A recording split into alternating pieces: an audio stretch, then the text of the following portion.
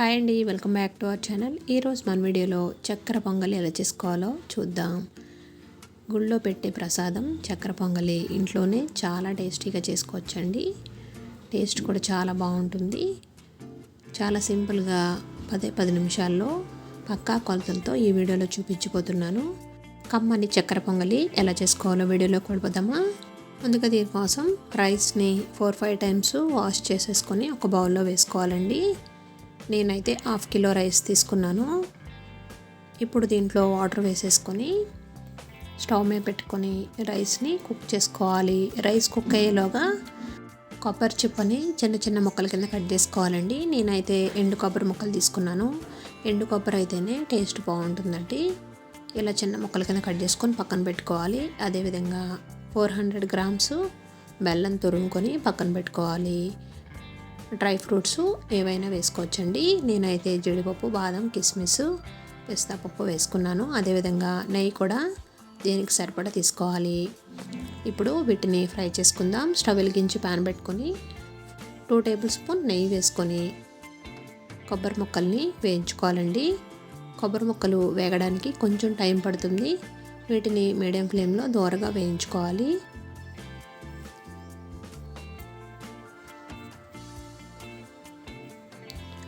ఇలా నేతిలో కొబ్బరి ముక్కలు వేయించుకోవడం వల్ల క్రిస్పీగా కరకరలాడుతూ ఉంటాయండి కొబ్బరి ముక్కలు అనేవి. ఇలా ఫ్రై అయిన వీటిని ఒక బౌల్లోకి తీసేసుకోవాలి.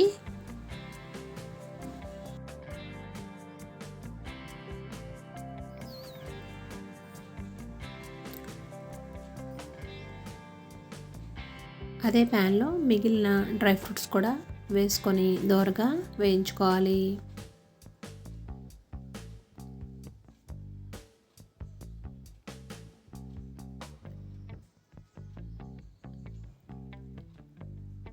ఇలా ఫ్రై అయిన దాంట్లో కిస్మిస్ని యాడ్ చేసుకొని 1 నిమిషం పాటు వేయించుకొని స్టవ్ ఆఫ్ చేసేసుకోవాలండి.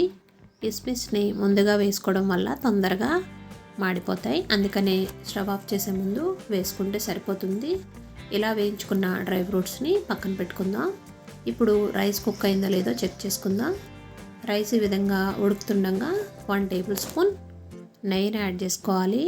ఇలా నెయ్యి వేసుకోవడం వల్ల రైస్ అనేది పొడి పొడిలాడుతూ వస్తుంది.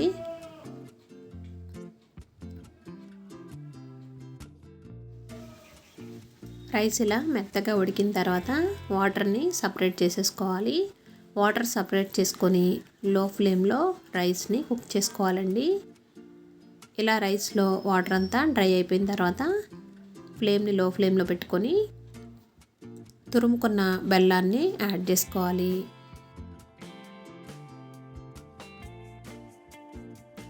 బెల్లం వేసుకున్న తర్వాత 2 టేబుల్ స్పూన్ నెయ్యిని కూడా వేసుకుంటున్నానండి. మధ్య మధ్యలో నెయ్యిని యాడ్ చేసుకోవడం వల్ల చక్కెర పొంగల్ అనేది టేస్టీగా వస్తుంది.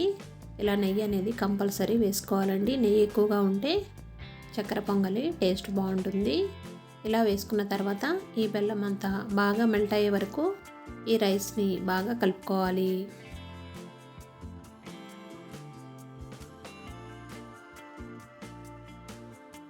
ఈ విధంగా బెల్లం మొత్తం కరిగిన తర్వాత మనం ముందుగా వేయించుకున్న కొబ్బరి ముక్కలు,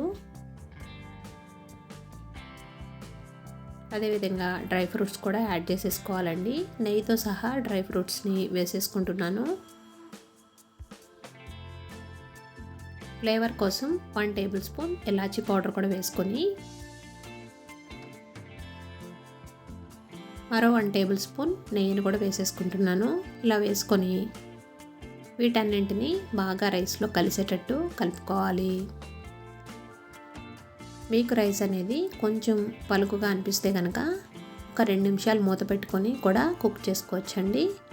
నా రైస్ అయితే మొత్తం బాగా కుక్ అయిపోయింది కాబట్టి నేను మూత పెట్టకుండా మొత్తం బాగా మిక్స్ చేసేసుకుంటున్నాను. ఈ విధంగా మిక్స్ చేసేసుకొని స్టవ్ ఆఫ్ చేసేసుకోవడమే. టేస్టీగా ఉండే చక్కెర పొంగలి రెడీ అయిపోయిందండి. గొళ్ళల్లో పెట్టే ప్రసాదం లాగే అనిపిస్తుంది టేస్ట్ మాత్రం. ఈ ప్రాసెస్లో ఒక్కసారి ట్రై చేయండి, టేస్ట్ చాలా బాగుంటుంది. ఒక బౌల్లోకి సర్వ్ చేసుకుంటున్నాను. చక్కెర పొంగల్ అనేది టేస్టీగా కమ్మగా రావాలంటే ఈ ప్రాసెస్లో చేయండి. వీడియో కనుక నచ్చిందని అనుకుంటున్నాను. వీడియో నచ్చితే తప్పకుండా లైక్ చేయండి, ఫ్రెండ్స్కి రిలేటివ్స్కి షేర్ చేయండి. మన ఛానల్ ఫస్ట్ టైం చూస్తున్నట్లయితే సబ్స్క్రైబ్ చేసుకోండి. మీరు కూడా ట్రై చేసి ఎలా వచ్చిందో కామెంట్ సెక్షన్లో కామెంట్ పెట్టండి. Thanks for watching.